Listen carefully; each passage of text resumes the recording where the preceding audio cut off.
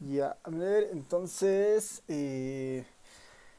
tal vez para un poco ir pasándonos al Shiny de a poco, o para pasarnos un poco ya incluso a esto de la investigación reproducible, lo mejor va a ser, tal vez, como lo estábamos viendo esto en R, no todos los archivos eran R, eran scripts de códigos, de puro código.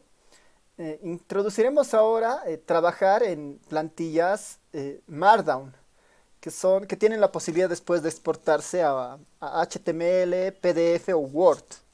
¿Ya? Entonces, jugaremos con esa idea, digamos, para hacer esto de la transición, para tratar de el código volverlo en algo visual hacia afuera. ¿Ya? Entonces, con eso iniciaremos. Así que vamos a abrir un documento Markdown.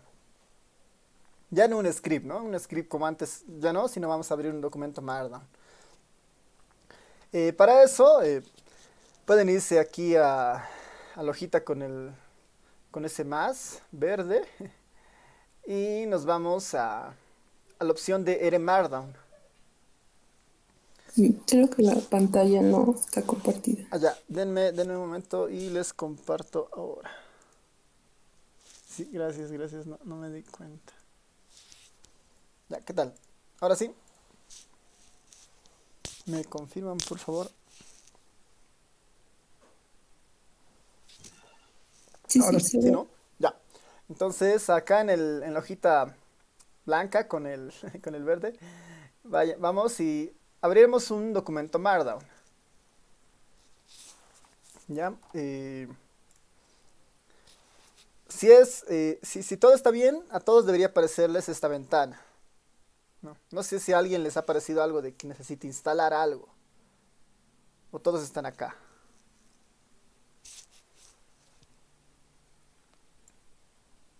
¿Sí? La mayoría. Otra vez, ¿no? Nos vamos acá a la hojita en blanco con ese, con esa bolita verde. Y nos vamos a leer Markdown. Sí, me parece lo La mismo. misma. Ya, súper. Entonces, esto es ya pensando en la salida, digamos, ¿no? En la salida de lo que nosotros queremos hacer. Ahora, obviamente, como hemos visto en la anterior clase, una opción es guardar los gráficos en algún formato y después sacarlo, digamos, ¿no? Y guardarlo como PDF, como PNG y después ver qué tal, ¿no? Otra opción que es justamente en la línea de investigación reproducible, debería ser escribir todo el paper en un solo archivo y avanzar, digamos, ¿no? Ya, entonces acá, vámonos aquí, está bien en la opción que está documentos. Acá podemos poner un título y un autor. Igual se puede editar después, ¿no? Así que eso no importa. Los formatos, igual se pueden editar después. Por defecto, tal vez lo más recomendable es HTML. PDF va a funcionar siempre y cuando tengan el LaTeX instalado en sus computadoras, que asumo que la mayoría tiene. Bueno, y lo mismo con el Word, ¿no? Entonces en este caso lo vamos a dejar como HTML y vamos a decirle OK. Eso va a hacer que nos den una plantilla por defecto, ¿no? Una plantilla por defecto del Markdown. Esta es una plantilla por defecto del Markdown.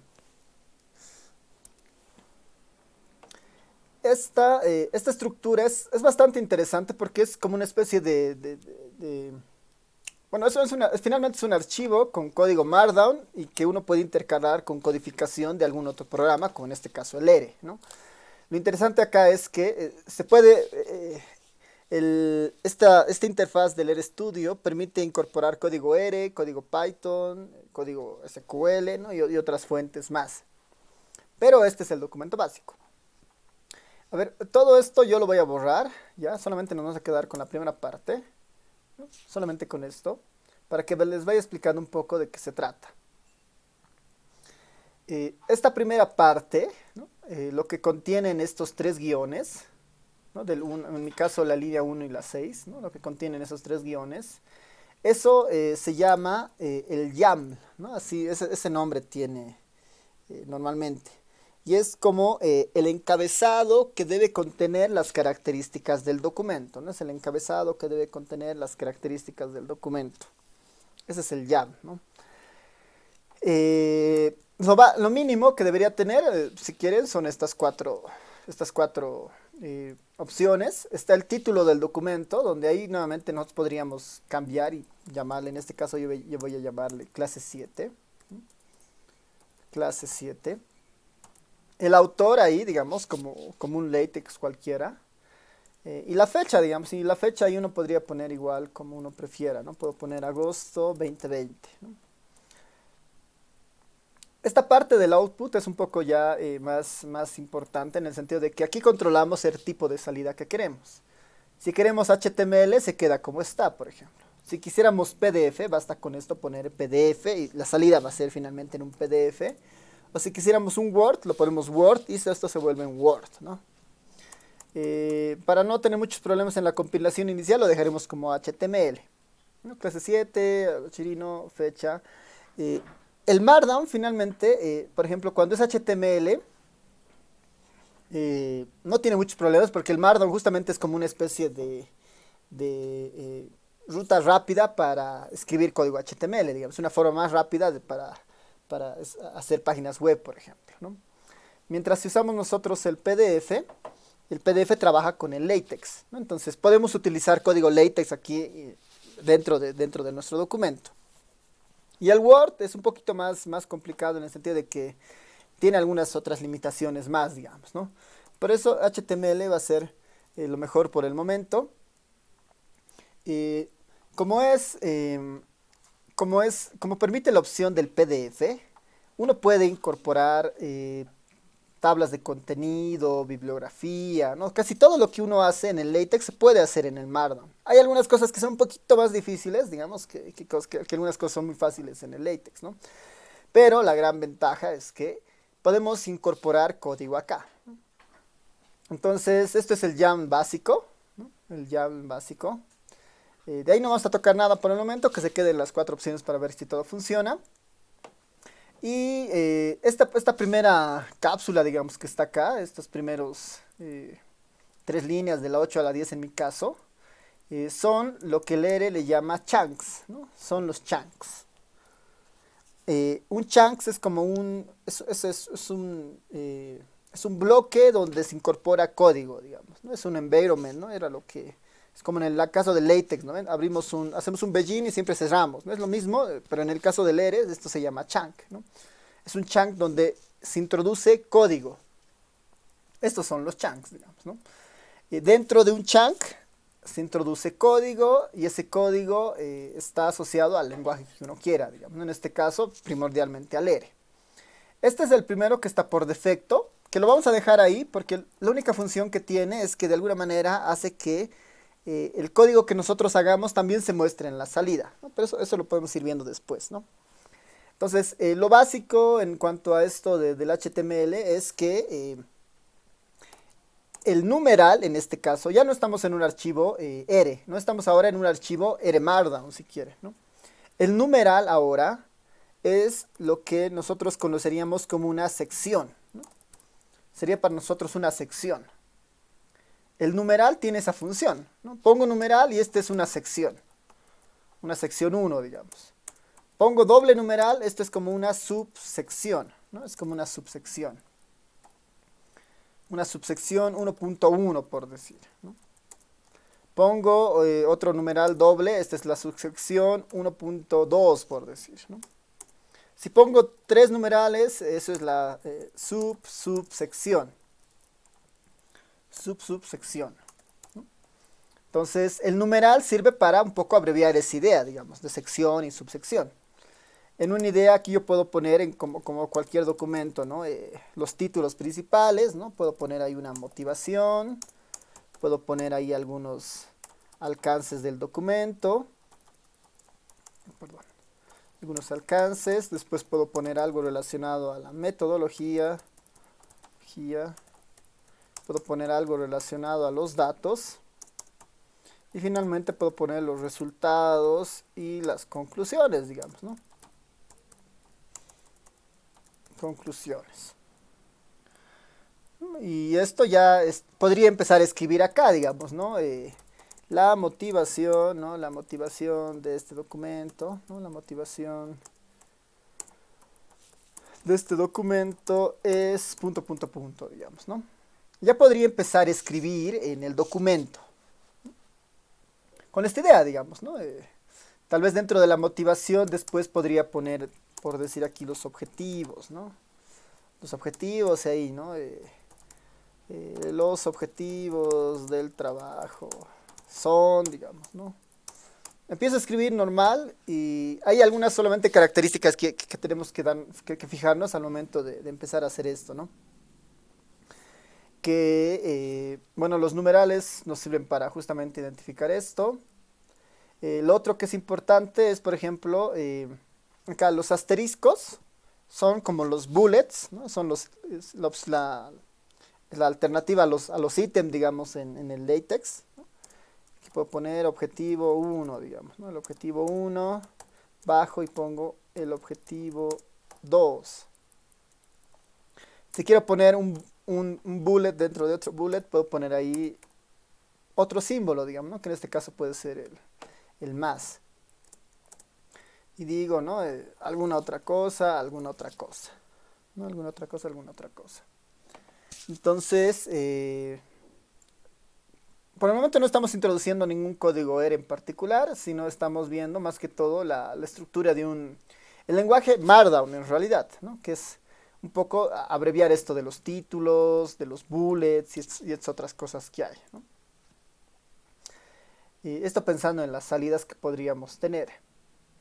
Ahora, para ver si todo va bien, lo haremos correr, ¿no? Entonces, tenemos que guardarlo necesariamente. Yo lo voy a guardar en el repositorio de código eh, del curso. Le voy a llamar clase 7 a esto.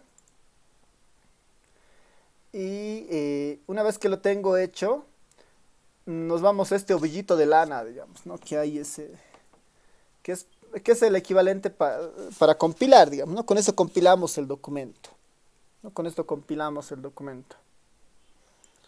Hay muchas librerías que trabajan para que esto funcione, ¿no? Hay muchas librerías para que esto funcione. Y el resultado es bien interesante, ¿no? Ahora está, por ejemplo, la salida en HTML y la salida es justamente en HTML, ¿no? La salida está en HTML. A veremos si todo va bien hasta esta parte.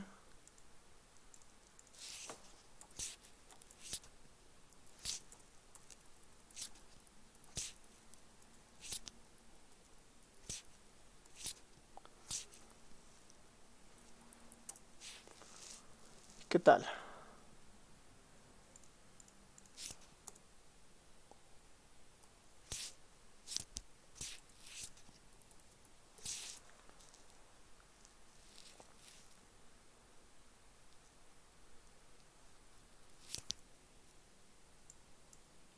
Les corre hasta ahí esa salida. No tiene mucho contenido todavía, pero ya está funcionando, digamos, ya está saliendo, ¿no? Ahí el documento. ¿Qué tal hasta ahí?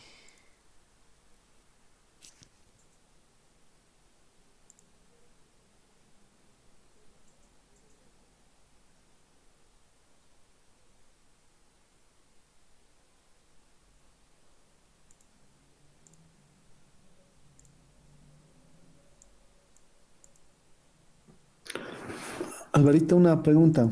Me han distraído un cachito aquí en una llamada, pero ¿con qué lo has compilado? Por favor, Allá hay que hay chequear. un ovillo de lana. Ay, perdón, aquí. Hay un ovillo de lana acá que dice Ah, ya. KNIT, ¿no? Que es del Ya. canitro, que es el que hace que esto funcione. A ver, véanlo hasta ahí, por favor, si todo va bien. Yo cambio unas cosas para que esto se modifique unas cositas para ver mejor.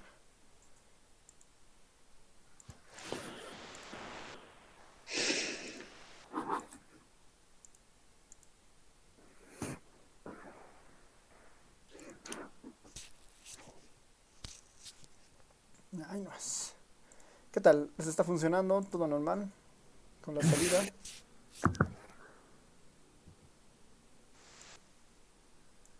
Esto es justo el HTML, ¿no? Que deberíamos esperar.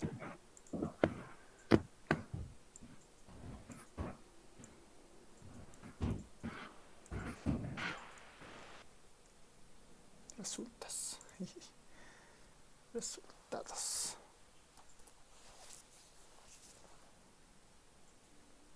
Sí, la mayoría.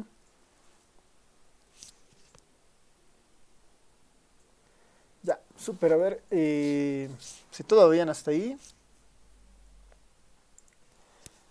voy a borrar esta primera parte, que era la sección, subsección, que creo ya se ha entendido, digamos, ¿no? Pues después el trabajo, ¿no? Motivación, la motivación es objetivos y todo lo demás, ¿no?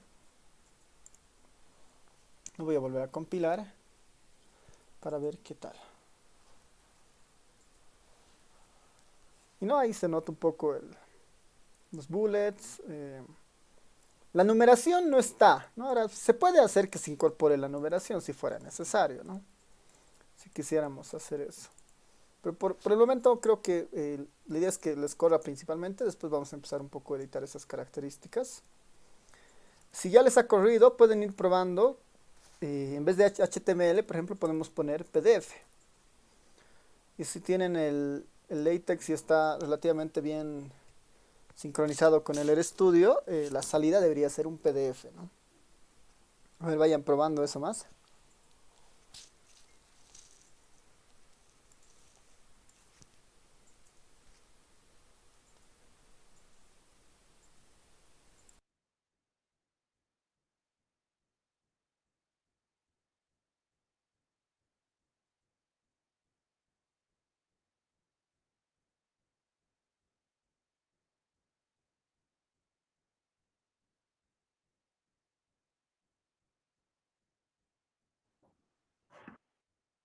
¿No? Esto le pongo Word y compilamos. A ver, hay un problema. Ya. Es un tema de que voy a volver a compilar porque el Windows lo ha detectado como algo raro, algo inusual.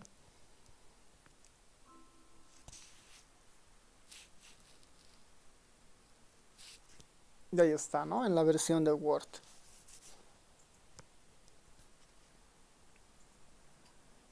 Que esto nos ahorra un montón de trabajo, ¿no? En el sentido de que a veces, según un poco según el financiador, a veces quieren en Word o quieren en otro formato y normalmente nos lo hacemos en LaTeX, así que es todo un drama después pasarlo a Word, ¿no? Así que omite un poco eso, ¿no? Podríamos tener control sobre esa parte. En el Word, por ejemplo, esto es tiene sus características, ¿no? Para los que trabajan más en Word. Eh, Hay maneras, por ejemplo, de que, bueno, por defecto esto es el estilo que saca el R, ¿no? Bueno, yo tengo el LibreOffice, ¿no? Así que igual no es tan diferente al Word en el fondo, pero uno podría darle una plantilla respecto el color de los títulos, el tamaño de las letras, el tipo de letras, ¿no? Uno puede darle eso al Markdown y cuando haga la compilación en una salida de tipo Word, va a respetar esa plantilla de origen para sacar el nuevo documento, ¿no? Entonces, ese tipo de cosas se puede hacer, ¿no? Ese tipo de cosas se puede hacer acá con el Word, ¿no? O con el Markdown en particular. Nosotros utilizamos el HTML porque es mucho más flexible en cuanto a la salida y la visualización, ¿no? Mucho más flexible en cuanto a la salida y la visualización. Ahora, ¿por qué estamos introduciendo esto? Porque justamente para los dashboards del R es una combinación finalmente del Shiny con Markdown en un solo archivo, digamos, ¿no? Para las salidas. Entonces es un poco necesario nomás conocer la idea de estos chunks y la interacción con esto del Markdown. Ahí ya tenemos lo básico, digamos, ¿no? Lo básico, que lo voy a dejar, digamos, por ahí. Motivación, todo lo demás. Hay algunas otras características del Markdown que son interesantes, digamos, ¿no? Una de las principales, ¿no? Voy a borrar esto para que ya lo destinemos a la clase sobre todo. Nuestra clase 7 va a estar orientada justamente a ver el tema de diseños muestrales, ¿no? Entonces voy a poner acá diseños, o lo vamos a poner más propiamente librería, o o mejor no, diseños muestrales, ¿no? Diseños muestrales en ERE. ¿Ya? Entonces vamos a empezar un poco a hacerlo como una especie de apuntes, ¿no? Entre algo de conceptos, código, conceptos, código. Y lo bueno del que el Markdown es que nos va a permitir justamente hacer eso, ¿no? Entonces, lo he borrado todo para que tengamos solamente ya la idea de que este es un título. Vamos a empezar a ver diseños muestrales en ERE. Así que ahí les puedo decir que hay principalmente dos librerías que trabajan sobre diseños muestrales en ERE, ¿no? Ahora, diseños muestrales lo vamos a enfocar nosotros principalmente al concepto de estimación, más que al concepto de extracción de muestra, ¿no? El concepto de extracción de muestra, esto del diseño como tal, digamos, de una encuesta es otra cosa. Nosotros esto de diseños muestrales lo vamos a enfocar principalmente a la parte de la estimación, ¿no? Porque hay muchas aristas, ¿no? La ponderación, la calibración y todo lo demás. Nosotros lo vamos a dedicar a la parte de la estimación. Y para eso, bueno, el ERE tiene dos librerías, ¿no? Existen dos librerías. Existen dos librerías, ¿no? Existen dos librerías en el ERE que hacen lo relacionado a diseños muestrales. Una es la librería Survey, y otra la librería SRBYR, creo que es. A ver, déjame ver, lo tengo por acá anotado. Survey, bueno, lo debo tener acá. SRBYR, perdón. SRB, está bien, YR. Estas dos son las dos librerías que tiene el ERE para hacer diseños muestrales, ¿no? Para un poco hacer este proceso de estimación de una encuesta que proviene de un proceso de muestreo. Tienen sus propias características, ¿no? La Survey, la librería Survey un poco está orientada, ¿no? Orientada al código ERE, digamos, ¿no? Al código ERE de fuente, ¿no? Es como que está orientado, tiene esa lógica, digamos, ¿no? La lógica en la que se trabaja el Survey, la librería Survey, respeta un poco el código básico del ERE, digamos, esas estructuras de trabajo y todo lo demás, ¿no? Orientar el código del Survey, del ERE fuente. Una característica es que esta interactúa, ¿no? Interactúa con otras librerías, como la Convey, ¿no? Hay una librería que se llama Convey, que es optimizada para medidas de desigualdad, por ejemplo, ¿no? Hay una librería que es escrita solamente para ver medidas de desigualdad, que por ejemplo te calcula la Gini para diseños muestrales. Entonces esa es una de las ventajas de la librería Survey. La principal, tal vez, bueno, las dos funcionan bien, hacen exactamente lo mismo en el fondo. El tema es un poco de funcionalidad, ¿no? Tal vez acá el contra de la librería Survey como tal es que no trabaja con dplyr, ¿no? No trabaja con dplyr en el sentido de que no trabaja con la estructura que habíamos nosotros visto, ¿no? De esto del operador pipeline y esta idea, por ejemplo, de encadenar algunas solicitudes, digamos, ¿no? En la clase 5, por ejemplo, voy a ver acá, teníamos seguramente, ¿no? Nosotros podíamos agarrar la encuesta hogares, filtrar, seleccionar y hacer algunas cosas. Esta es un poco la estructura que permite la librería de dplyr, ¿no? Esto del operador pipe y empezar a anidar comandos. La librería Survey no permite hacer eso, no trabaja con el dplyr, ¿no? Porque tiene su propia estructura de datos, digamos, ¿no? Mientras el SRBYR hace casi lo mismo que el Survey, pero no trabaja con la librería Convey, por ejemplo, pero esta trabaja con la filosofía, lo vamos a poner, filosofía de dplyr, ¿no? Porque finalmente el dplyr lo que introduce es una nueva forma de interactuar con datos, digamos, ¿no? Así que la ventaja del SRBYR es eso, ¿no? Que trabaja con la filosofía del dplyr. En el fondo hacen lo mismo y es un tema de gustos finalmente, ¿no? Ahora, acá voy a hacer una puntuación importante, que es no es lo mismo, no es lo mismo que Stata, ¿no? No es lo mismo que Stata. No es lo mismo que Stata. Se los voy a poner ahí en el sentido de que el Stata tiene la opción de que casi en todos los comandos tiene el corchete para poner el factor de expansión, digamos, ¿no? O el ponderador o el peso, o como prefieran, digamos, ¿no? Esa es un poco la lógica del Stata y permite hacer esto, ¿no? En el ERE no funciona así, digamos, ¿no? Lo más cercano, ¿no? Lo más cercano en ERE, digamos, a eso, ¿no? Lo más cercano a Stata, ¿no? A Stata eh, es, eh, es, eh, es el prefijo, es el prefijo, es el prefijo SBY, ¿no? Si han trabajado en Stata esto de los diseños muestrales, el prefijo SBY habilita las opciones de diseño muestral en el Stata, ¿no? Esto es lo más cercano que el ERE puede un poco emular a lo que hacía el Stata, digamos, ¿no? Y esto con la librería Survey o con la librería SBY, ¿no? Entonces, lo más cercano a Stata es el prefijo SBY, digamos, ¿no? Si han trabajado con esto en el Stata, en el ERE tiene un poco la misma idea, digamos, ¿no? Tiene un poco la misma idea sobre la base de datos que uno trabaje. Esta era una ventaja en el Stata, digamos, esto de poner los corchetes, sí era una ventaja, pero había que tomarla con cuidado, ¿no?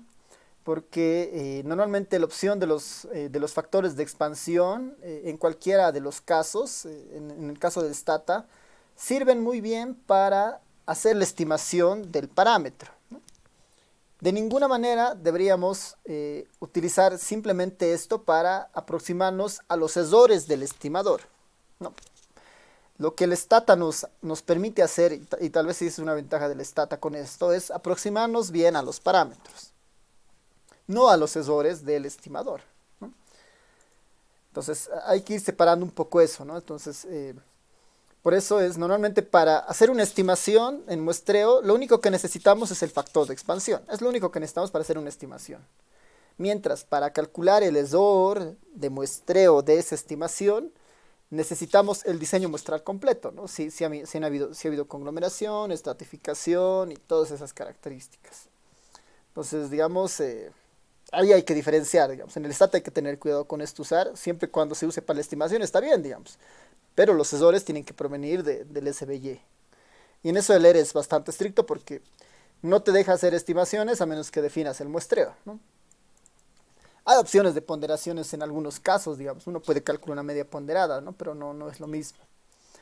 Así que eso como introducción. Ahí, digamos, voy a poner como una capita ahí. El estimador de Horvitz-Thompson, digamos, ¿no? El estimador de Horvitz-Thompson. Horvitz-Thompson, ¿no?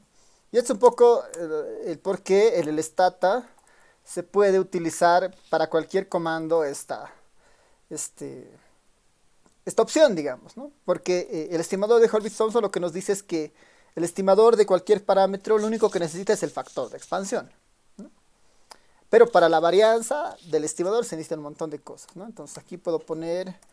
Ahora, lo bueno del Markdown es que yo puedo aquí introducir la notación matemática tipo LaTeX sin problema y el Markdown lo va a reconocer, ¿no? Y me va a mostrar una salida inicial acá en la consola, ¿no? O en el script que estoy armando. Entonces ahí, por ejemplo, yo puedo definir al estimador del total de una variable y, digamos, ¿no? El estimador al parámetro de un total, digamos, al parámetro de una variable y. Ese parámetro para nosotros no es nada más que la suma en el universo de todos los YKs, digamos, ¿no? Esa es la idea de un parámetro, digamos, ¿no? Es una sumatoria o es una operación que se hace sobre todo el universo, sobre algunas características. En este caso, el estimador más convencional en muestreo para hacer esta introducción es el total, ¿no? Este es el parámetro del total, ¿no? Este es el parámetro del total. Este es el parámetro del total. El estimador, ¿no? El estimador, así como que sin entrar a términos de demostración o algo, el estimador insesgado, digamos, de este parámetro del total, ¿no? Que normalmente lo vemos con un sombrerito, digamos, ¿no? Nuestro T de Y, es la sumatoria en las muestras posibles, ¿no? En las muestras posibles, ¿no? Un estimador no es un punto, sino que es una función de variables aleatorias también, así que esto del S es en realidad un espacio de posibles muestras, ¿no? Es un espacio de posibles muestras. ¿De quién, digamos, ¿no? En este caso ya se acompaña de dos cosas. El Y de K, que vendría a ser los individuos que están en la muestra, dividido entre lo que normalmente nosotros conocemos como la probabilidad de selección, ¿no? Que es el pi de K. Esto se puede reescribir de una forma más, un poco más separada, si quieren, como y de K multiplicado por una fracción que sería, perdón, una fracción de 1 de pi de K, digamos, ¿no? De pi de K. Y esto finalmente yo lo podría reescribir como ese pi de K en el fondo, ese pi de K en el fondo, no es nada más que el ponderador, ¿no? No es nada más que el ponderador, o el factor de expansión en este caso, ¿no? El W de K es la inversa de la probabilidad, si se dan cuenta, ¿no? Y esto funciona para cualquier otro parámetro, ¿no? La media es un total dividido entre la cantidad de la población, por ejemplo. Una proporción es lo mismo que una media, pero con valores dicotómicos. Un total clase es lo mismo que esto. Una razón es un cociente de totales. Los betas, los betas de una regresión normalmente están en función, digamos, de sumatorias cruzadas o esperanzas, digamos. Entonces, todo se puede resumir de que cualquier parámetro, ¿no? Necesariamente para cualquier parámetro se lo está aproximando con una estimación que incorpora de la muestra, ¿no? Lo que incorpora de la muestra son justamente los factores de expansión, ¿no? Solo necesita los factores de expansión, ¿no? Por eso tal vez ahí el stats fuerte y para cualquier comando permite introducir esto de los pesos, ¿no? Para cualquier factor permite introducir esto de los pesos. ¿Por qué? Porque cualquier estimación solamente necesita el WK, ¿no? Ahora, la varianza de este total de Y es otra cosa, ¿no? Ahí sí se necesita o estratificación o conglomeración y todos estos otros elementos. Así que esto es importante que lo vayamos teniendo en cuenta, ¿ya? Super, entonces con eso en mente pasaremos al ERE, ¿no? ¿Se dan cuenta? Todo lo que hemos hecho hasta ahora es texto, yo lo puedo compilar, ¿no? Yo lo puedo compilar ahí para que lo vayan viendo y esto igual nos va a servir como apuntes de la clase de hoy, digamos, ¿no? Diseño muestral, la librería Survey y nuestro estimador de Horvitz-Thompson, digamos, ¿no? Que está ahí. Como apuntes de clase, ¿no? Así que lo siguiente es introducir a la librería Survey o a la librería SRBYR, ¿no? Así que si ponemos esto en R, abriremos un chunk, ¿no? Abriremos un chunk para hacer esto. Una opción es escribirlo manualmente, la otra opción es irnos acá a la parte de insertar. Le decimos, quiero insertar un nuevo chunk. Y hay varios chunks ahí, digamos, ¿no? Hay Bash, D3, Python, RSPP, SQL, Stan, ¿no? El Stan es muy útil para procesos multinivel o procesos de Bayesiana, por ejemplo, ¿no? Me voy a ir aquí al ERE y con esto se abre un chunk, ¿no? Dentro de este bloque, si quieren, aquí adentro, puedo escribir cualquier código y el Markdown se va a encargar un poco de compilar ese código y después pegarlo justamente en esta parte dentro del documento, ¿no? Las salidas que genere ese código, las salidas que genere ese código. Entonces, tal vez hasta aquí alguna pregunta antes de continuar con esto.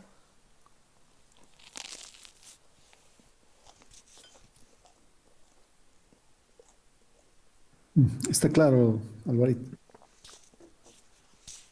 Ya, súper.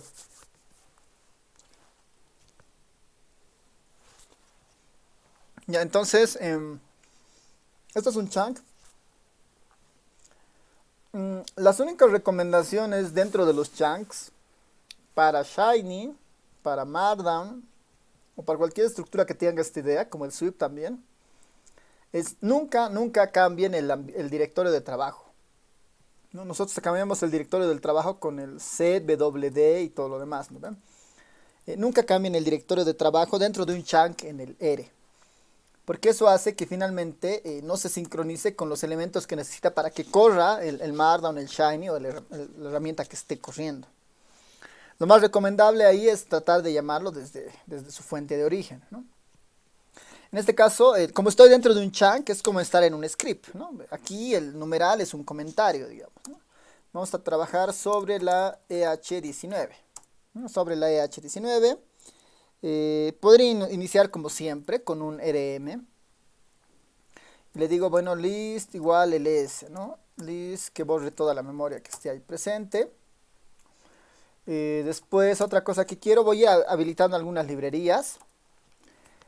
Para empezar, sería útil que nosotros tengamos la librería de dplyr, ¿no? Porque la vamos a utilizar eventualmente, ¿no? La voy a compilar. Está bien. Ahora, para evitar que salga esto, este bloque de acá, ¿no? Si se dan cuenta, está saliendo, como la salida se está mostrando dentro del R Markdown.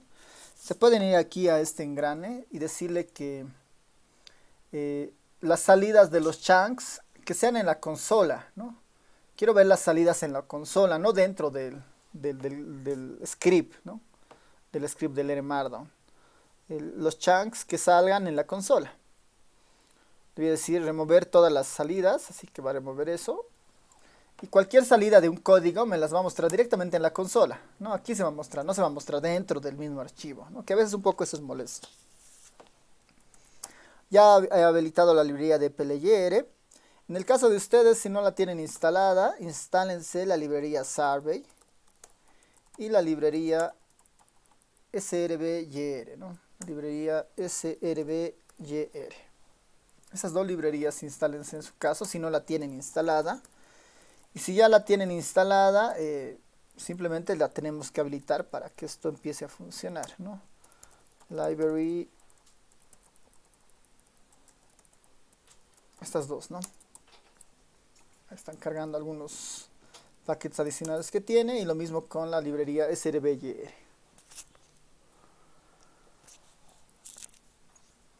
Si ya la tienen instalada, entonces simplemente library y si no, instálense las dos librerías. Una vez instalada, lo que les recomiendo es que estos comanditos o los saquen o los pongan en comentario, ¿no? Para cuando se compile el Markdown, no vuelve a instalar, digamos, ¿no? Porque si no va a demorar un poco el proceso. Entonces, porque cuando compila el Markdown, lo que hace es compilar el texto y compilar cada uno de los chunks para sus salidas. Bueno, y finalmente acá las bases, ¿no? Que voy a copiarme de la anterior clase o de una de las clases. La llamada a la encuesta Hogares 2019. Que si la tienen, les voy a copiar en el chat de acá el comandito para llamar a eso, ¿no? Comandito para llamar a la encuesta Hogares desde el GitHub.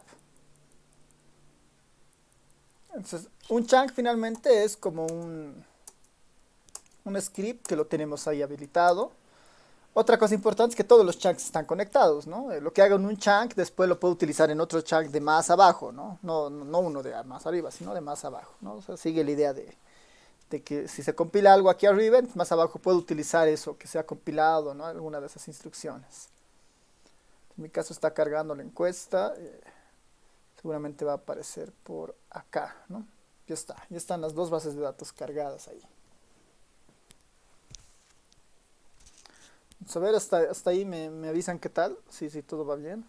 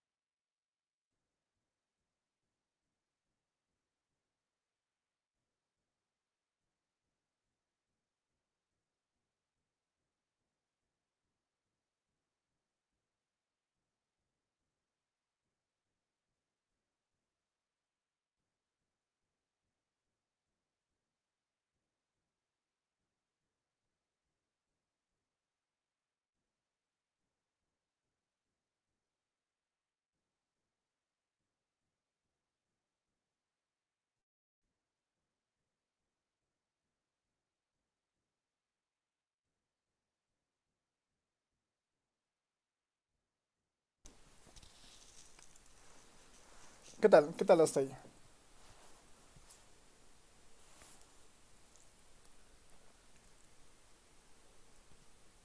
Sí, ¿no? Creo que la mayoría.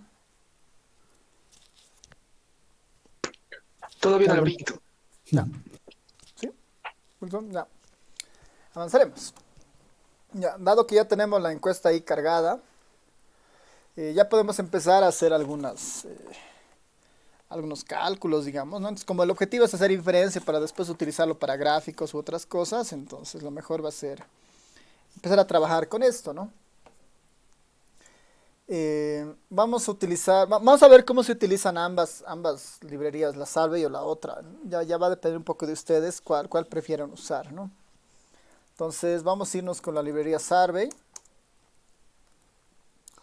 Eh, Vamos a crear el objeto SD1, digamos, ¿no? Como que de Sample Design 1, como que nuestro primer diseño. Y en este tenemos que definir el diseño muestral de la encuesta que vamos a utilizar. Entonces, para eso tenemos que utilizar la opción de Survey. Survey. A ver, ¿dónde estás?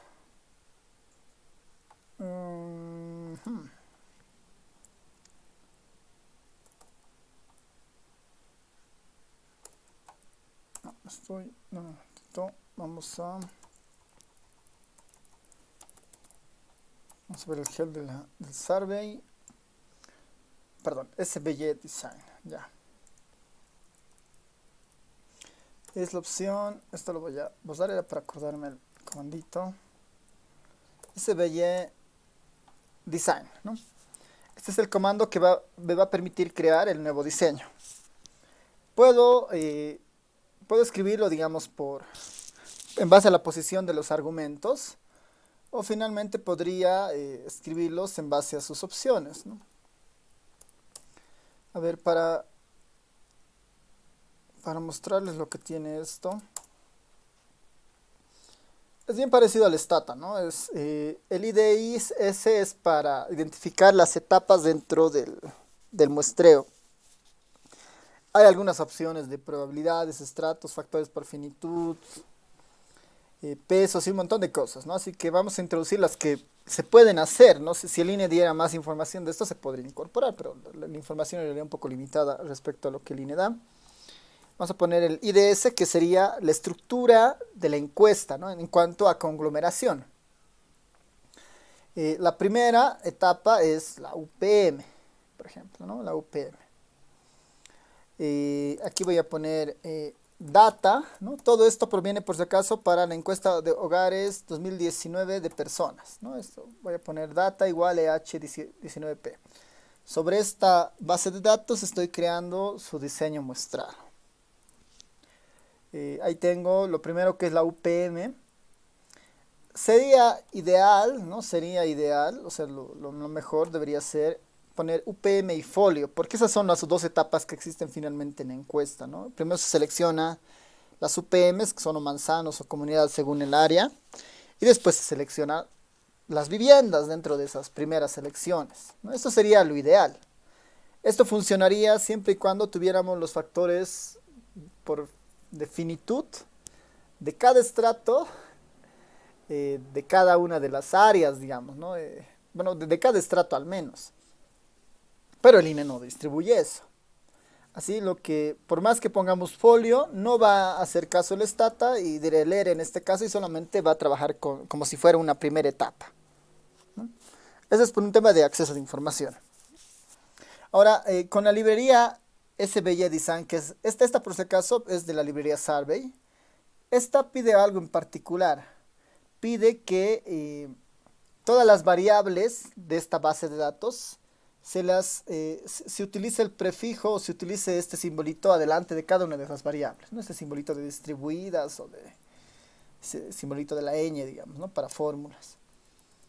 El Survey pide eso, que se utilice para cada variable, ¿no? Para que entienda que eso es una variable. Por eso PM, y tenemos que poner ese simbolito. Nuevamente lo correcto hubiera sido poner folio, pero no va a hacer diferencia. Va a sacar exactamente el mismo resultado y va a decir, bueno, no hay factor por finitud, no tomo en cuenta, solamente tomo en cuenta la primera etapa. Otra cosa que sabemos que tiene esta base de datos es el estrato, ¿no? Es el estrato. Y el estrato se llama estrato, ¿no?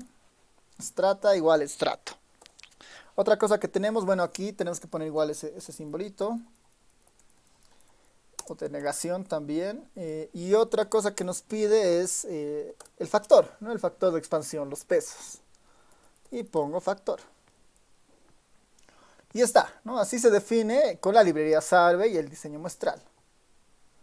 Compilamos esto. Bueno, no nos va a dejar porque al factor igual no le he puesto su simbolito.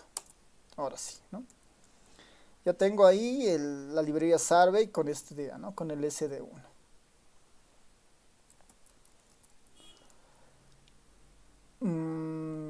Ya está esta parte definido. Es lo mínimo, digamos, ¿no? No, tampoco el INE entrega más cosas, ¿no? Hay otros cines que sí entregan algunos otros elementos, por ejemplo, ¿no?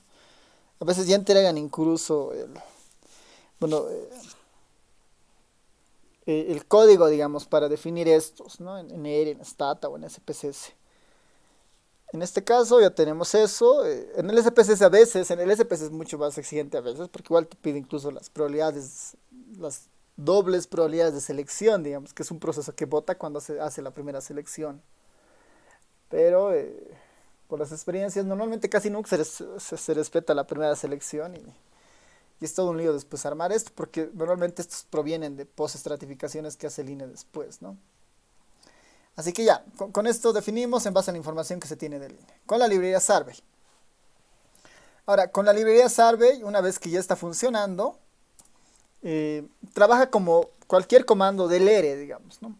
Si queremos ver, por ejemplo, una tabla de los hogares, o si nos queremos ver, a ver, veremos el promedio del ingreso laboral, digamos, ¿no? De las personas que estén dentro, de las personas que hayan contestado esto, digamos, sin hacer ningún filtro.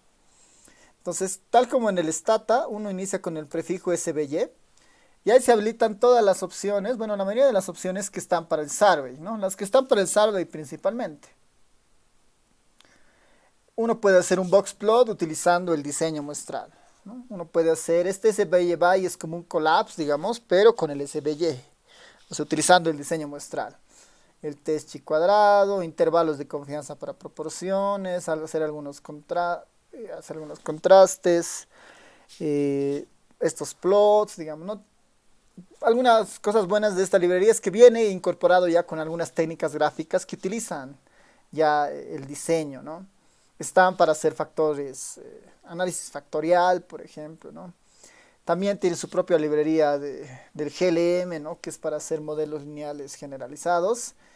Que en el STAT igual, digamos, ¿no? En el STAT igual hay que utilizar el regress, pero con el SVY y teniendo todas las características de este, digamos. Y si no se usa, entonces hay que por lo menos poner el cluster, robust y un montón de opciones para que se funcione. En el caso del ERE, tiene su función optimizada para modelos utilizando el diseño muestral. Histogramas, ¿no? Aquí, por ejemplo, en histogramas tal vez podríamos hacer algo interesante. Lo único que le tenemos que decir es darle la variable de interés, digamos, en este caso le puedo dar la variable a estudio le pondremos, ¿no? Que es una variable cuantitativa. Y siempre tenemos que incorporar ahora el diseño. Quiero que hagas el histograma de la variable a estudio utilizando el diseño SD1, que es el que acabamos de definir antes, ¿no? Y ahí está, digamos, ¿no? Nuestro histograma basado en los factores de expansión con esto, que debería ser muy distinto a utilizar algo así, ¿no? GLAB, ¿no? Este es de la muestra, es este, que igual es un tema ahorita de los anchos de cada uno de los casos, ¿no? Perdón, años de estudio, a estudio, ¿no? Este es el histograma de los años de estudio y este es el otro histograma, ¿no?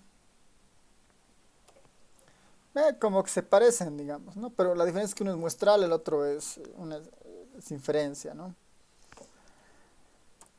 El SVY funciona justamente de esa manera. Uno puede poner SVY min para una media, por ejemplo, ¿no? Y ahí uno quiere decirle, quisiera saber la media de los años de educación, ¿no? Estudio del diseño, el diseño es SD1.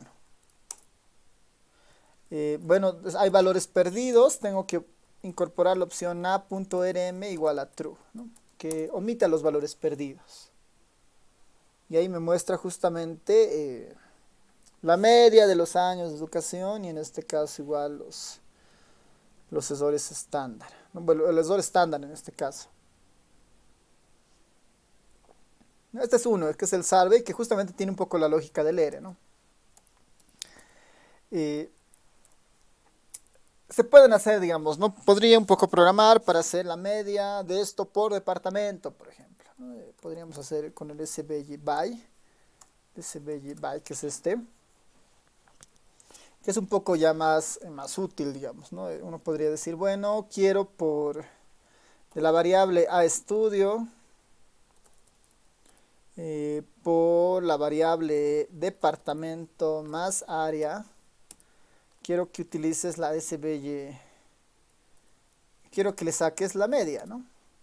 Quiero que se le saque la media. Estudio, a ver, un momentito. Perdón, el diseño, me estoy olvidando, vale.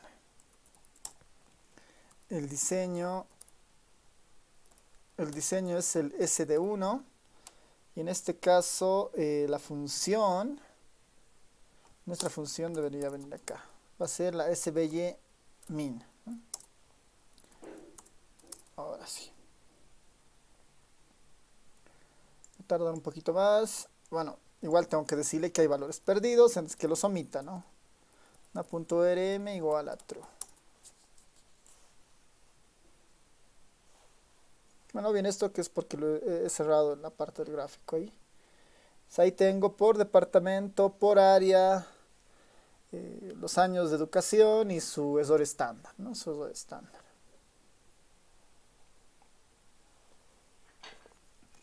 Y está, digamos, esa es justamente esta librería.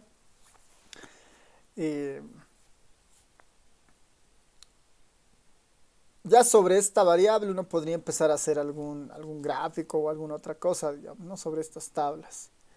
Porque hay muy pocos gráficos que incorporan la opción de hacer alguna salida directa, digamos, ¿no?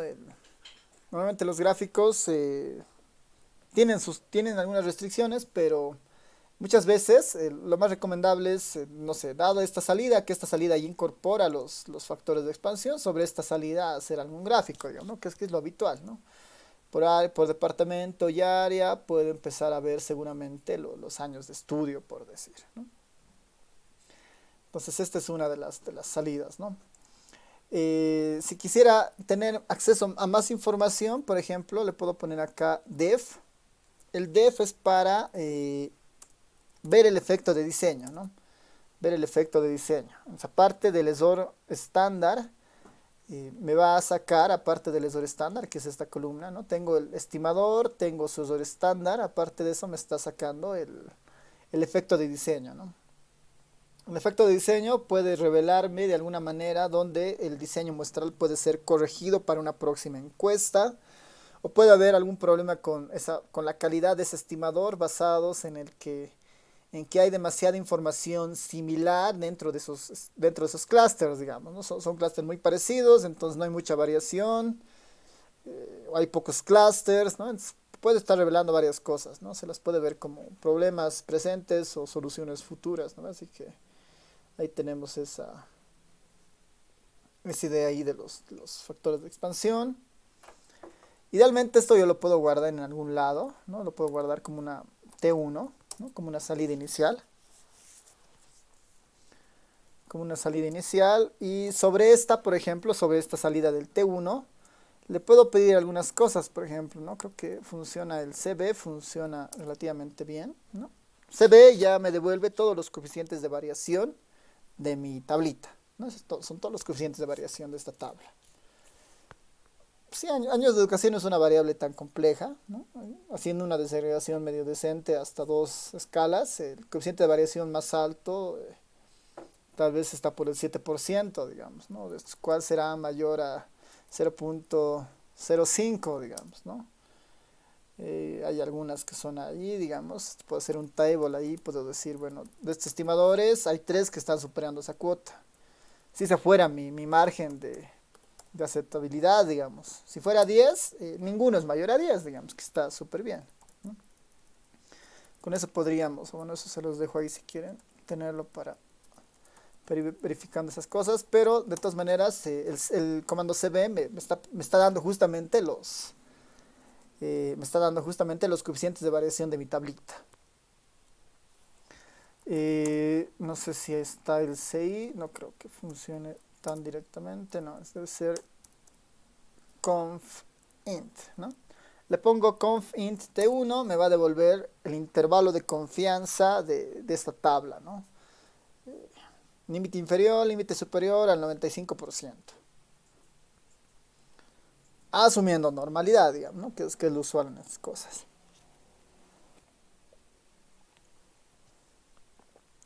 ¿Qué tal? ¿Hasta ahí alguna duda, pregunta?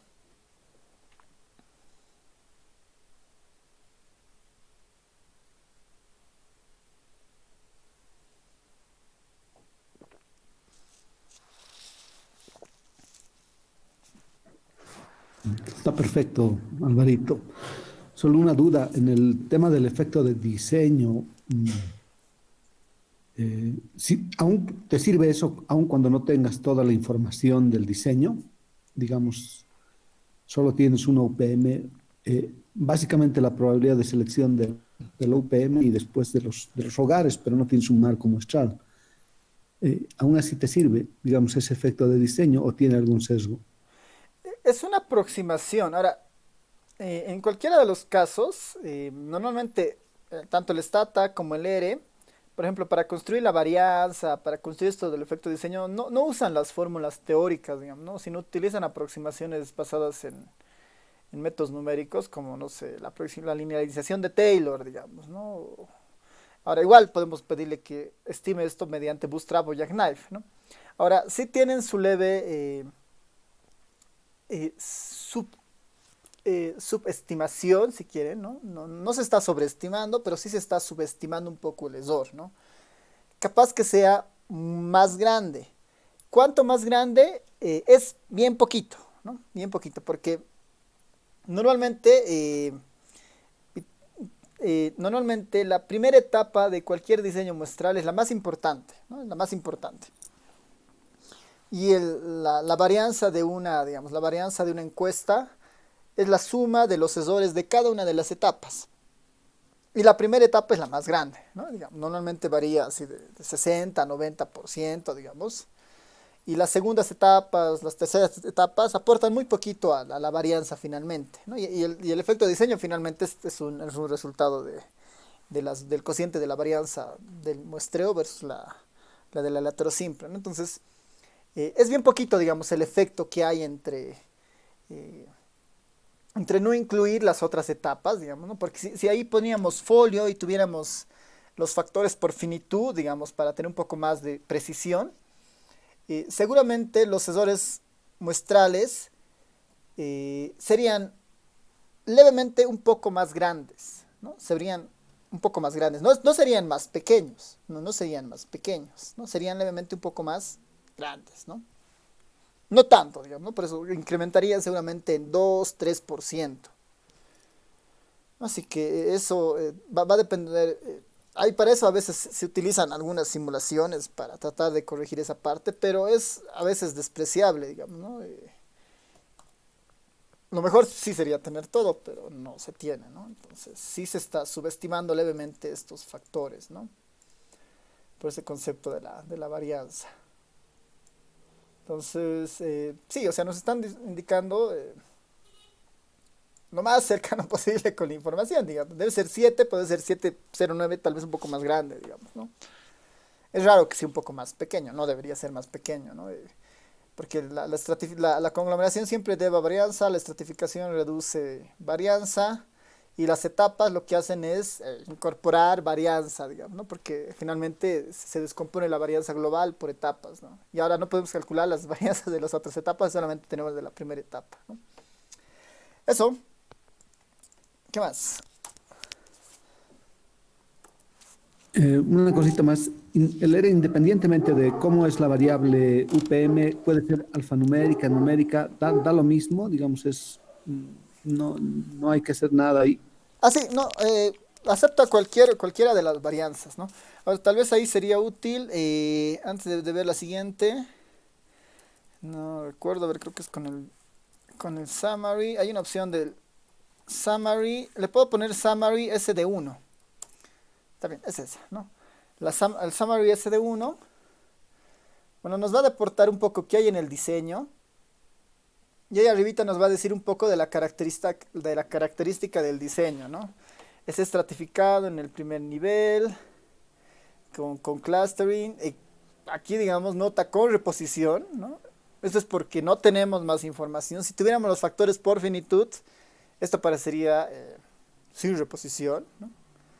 Ahora, dado que es una muestra tan grande, una muestra muy grande, lo con reposición y sin reposición tienden a parecerse mucho, ¿no? Se pierden así centavos, ¿no? Cosas muy, muy pequeñas. Y nos dan una idea de cómo se están repartiendo las probabilidades de selección. Y los estratos, las UPMs por estrato, las observaciones y todo lo demás, ¿no? Igual que en el Stata, en algún momento puede conflictuarse si le pedimos un análisis muy, muy, muy desagregado y nos va a salir como que, no sé, hay una sola UPM en el estrato, no se puede calcular el esor muestral, digamos, ¿no? Ese tipo de cosas va a ocurrir, digamos, ¿no? Porque es algo que normalmente le estamos pidiendo demasiada información y ahí, digamos, demasiada desagregación. Así que ahí se la puede ir viendo estas cosas. Tal vez incluso antes de pasar al siguiente, algo que es recomendable siempre que veamos encuestas es ver un poco la distribución del factor de expansión, ¿no? Porque uno nunca sabe cómo está construido, quién lo ha construido y cuán bueno es. Entonces voy a hacerle un histograma del factor de expansión y vamos a hacerle un summary del mismo factor de expansión para ir conociendo algunas características.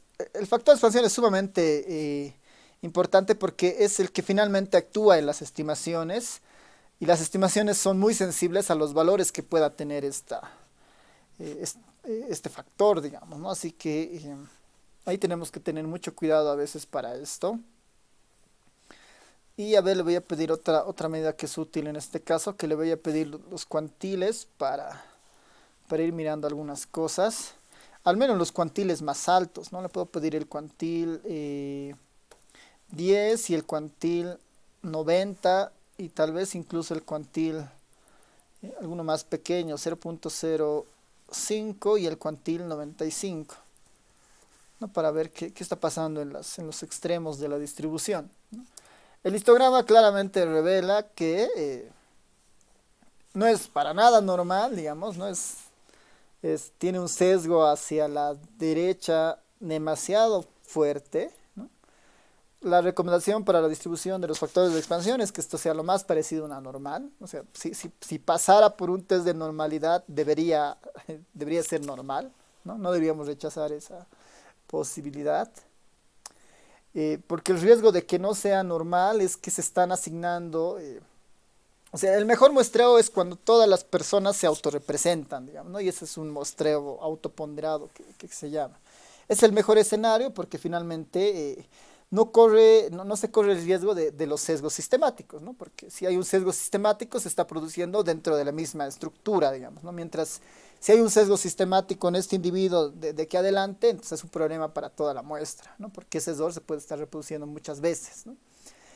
Entonces, a veces lo recomendable ahí es, por ejemplo, cortar, digamos, ¿no? Es como decir, bueno, puedo, a ver, si vemos los cuantiles acá, en el summary me dice que, bueno, el promedio está en 236, pero hay personas que representan a 23 personas, ¿no?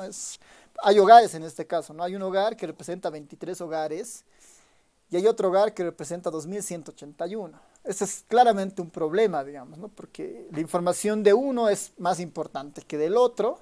Y si hay un error en este hogar, se va a reproducir 2100 veces y de este hogar 23, digamos, veces. ahí hay que tener mucho cuidado. Ahora, ahí habría que tener incluso, normalmente estos valores altos provienen de áreas rurales, digamos, ¿no? Porque a línea de un tiempo esta parte ha dejado de ir mucho al área rural, entonces los factores de expansión tienden a ser más altos de esas áreas y habría que ver cuánta calidad puede haber, digamos, ¿no? Entonces, eso compromete un poco el estudio, entonces, a veces lo más recomendable es cortar, digamos, ¿no? Yo podría decir que, a ver, el tercer cuartil está sobre los 337, está por aquí todavía, ¿no? Si nos vamos al percentil 90, que está por los 514, digamos, o al percentil 95 todavía, que está en 603,63, tal vez ahí el 5% de todos los datos tienen factores de expansión muy altos, ¿no? Mayores a 600. Lo más recomendable sería imputarles, digamos, ¿no? Decirles todos los que tengan un factor de expansión mayor a 663 van a tener un factor de expansión de 663. ¿No? A veces es una opción, ¿no? Se los imputa y a veces incluso se puede esto volver a hacer una calibración y ver qué pasa nuevamente con la distribución. Claramente hay un problema, ¿no? Claramente hay un problema ahí. Eso como adición para un poco empezar a ver las bases de datos cuando les lleguen y ver cuánto la calidad, porque esto puede estar metiendo mucho ruido después cuando uno haga una regresión, una estimación o lo que sea, ¿no? Y no son pocos datos, ¿no? Al menos el 5% de la base de datos está fuertemente comprometida porque es un valor alto, ¿no? Son 663, es un valor muy fuerte, ¿no? Son, a ver, 663 dividido entre 78, ¿no? Son 8 veces más que este percentil 5, ¿no? Normalmente lo ideal es que sea normal, ¿no? Que no está pasando en este caso. Ahí normalmente se sugiere imputar. Ya, entonces pasaremos a ver la siguiente librería, ¿no? Para ver, y ahí ustedes pueden elegir cuál prefieren, ¿no? O tal vez alguien tiene alguna pregunta más.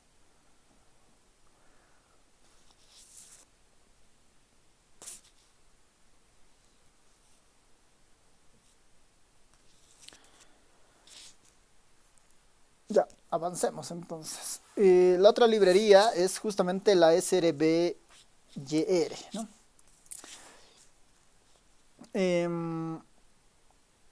Esta está optimizada para trabajar con el DPLYR. Esa es la ventaja del SBRYR. Está optimizada para trabajar con la filosofía del DPLYR. Esa es una gran ventaja porque vamos a tener acceso o sea, al concepto del mutate, del group by, del filter, ¿no?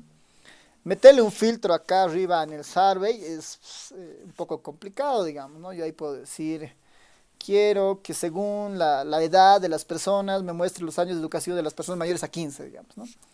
Aquí sería un poquito medio confuso tal vez, ¿no? Y no vale la pena meter eso aquí porque tal vez nos confundimos un poco, pero sería un poco más de trabajo, de código, digamos, en el caso de la librería Survey.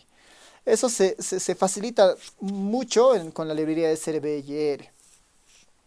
Entonces, ya, dado que ya está definida hacia arriba, un procedimiento bastante sencillo con esto, para que era un SS2, un diseño muestral 2, digamos. Uno muy sencillo sería hacer un as survey design al SD1.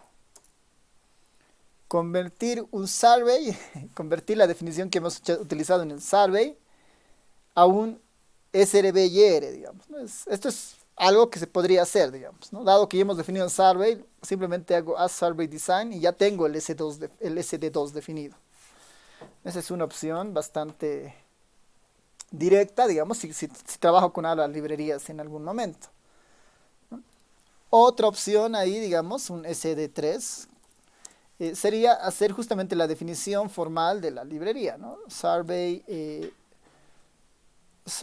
design, perdón, directamente debería ser as survey design. Ahora, para esta es un poco especial porque aquí ya tengo que empezar a utilizar la filosofía del DPLYR. Le voy a decir, agarrar la encuesta hogares 2019P. Y sobre esta encuesta definí su diseño muestral.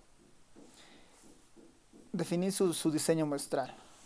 Al igual que en el otro caso, son exactamente casi las mismas variables y no hay que hacer muchas cosas ahí, digamos, ¿no? Aquí está, ¿no? El dato por defecto tiene que venir con el comando pipeline aquí adelante, necesariamente. Y después casi todo es lo mismo, ¿no? Estrato, factor por finitud, los factores, ¿no? El IDS. Y la diferencia es que aquí no utilizamos el simbolito de la negación, por ejemplo, ¿no? IDS, UPM. Estrato, bueno, estrata, la variable estrato. Y después tenemos los pesos, ¿no? El factor de expansión se llama factor también. Y creamos, ¿no? Ya hemos creado nuestro SD3. Cualquiera de las dos opciones son válidas, son igual de funcionales para empezar a hacer esto.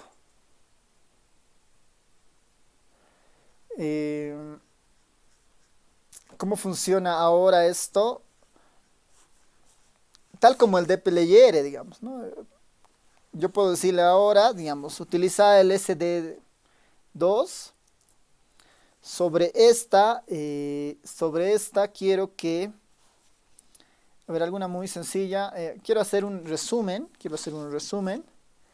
de la variable años de educación, como antes, ¿no? Acá tengo que utilizar las funciones del survey, en este caso las funciones para el diseño muestral, digamos, ¿no? No puedo poner como antes min, ¿no? No puedo poner como antes min. Tengo que especificar que es un survey min, ¿no? Es un promedio que proviene de un diseño muestral. Y acá pongo la variable de interés, en este caso a estudio. Como hay valores perdidos, igual pongo na.rm igual a true. Ahí está saliendo ahí, mis años de educación con lo mismo, ¿no? Esto con el SD3 sería exactamente igual, ¿no? Misma idea, mismos nombres, ¿no? Ahí está. Aquí una de las ventajas de esto es que podría incorporar más estadísticas en esta misma fila, por decir, o podría cambiar, digamos, el nombre. Por defecto está saliendo un nombre .1, digamos, ¿no? Lo mejor o lo más recomendable de esto es poner un nombre antes de esto, ¿no? Y decirle, por ejemplo, esta es la media de años de educación, digamos, ¿no? La media de años de educación AES, digamos, ¿no? Es la media de años de educación, esta es la media de años de educación. Igual que antes, ya se va a cambiar y me va a decir, ¿no? El MAS es 815, el MAS su profesor estándar es 0722. ¿No? Y ya está saliendo acá. Este es mucho más sencillo de utilizar, ¿no? Este es mucho más sencillo de utilizar si es que nos hemos acostumbrado al dplyr. Porque acá lo que yo podría decirle es que, bueno, utiliza esta encuesta. Hagamos un filtro sobre la variable edad, que creo que es la S02 a 03 debe ser, supongo. A ver, vamos a ver si es esa. H18, H19P, vamos a ver si es justamente esta, ¿no? Que debería ser, está bien, la S2 a 03 es la edad. Quiero que me saques la media o el promedio de años de educación de las personas que tengan 15 años o más. Y ahí está la tablita, digamos, ¿no? 992, que este debería ser el valor correcto, ¿no? Porque el otro está considerando todavía una población bastante joven, ¿no? Entonces, ya podemos, es la ventaja del SRBY, ¿no? Que me permite trabajar con la idea del dplyr, ¿no? Con el operador pipeline. Esta misma, por ejemplo, que sería la global, puedo decirle, bueno, quiero este mismo resultado, pero ahora quiero que me muestres agrupado por algo, digamos, ¿no? En este caso, depto y área, ¿no? Departamento y área. Solamente va a tardar un poquito más, pero va a funcionar, ¿no? Y ahí está, ¿no? Por departamento y área, los años de educación y su error estándar. Para personas de 15 años o más, ¿no? Para personas de 15 años o más. igual que el anterior caso, el SurveyMin que está acá, ¿no? El SurveyMin que está acá, tiene la opción de poner, después del nav.rm le voy a poner def igual true, ¿no? Y me va a incorporar al lado los efectos de diseño, ¿no? Los efectos de diseño.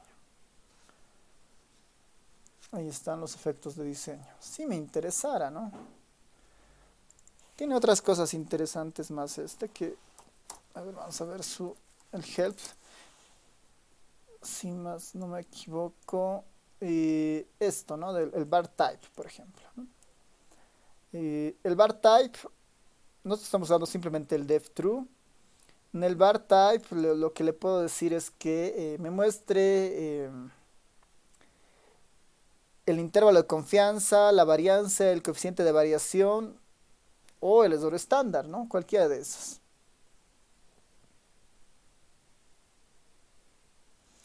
¿Qué tal si en el bar type le ponemos eso, ¿no? Le ponemos aquí introducir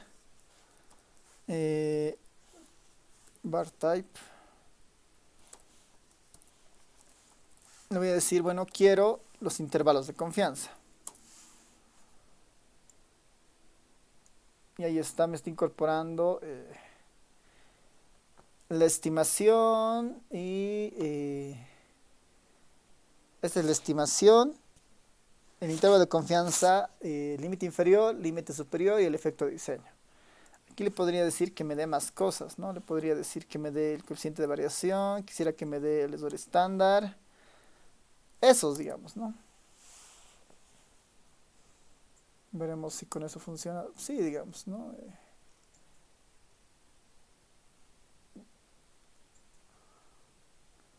Ya, bueno, ahí está el coeficiente de variación. Ahí están los intervalos de confianza, coeficiente de variación y error estándar.